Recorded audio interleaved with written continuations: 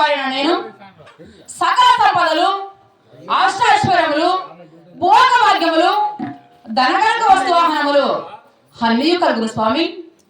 అయినను ఎనక ముందు 6 మంది మగ సంతానం కూడా జన్మించారు కదా.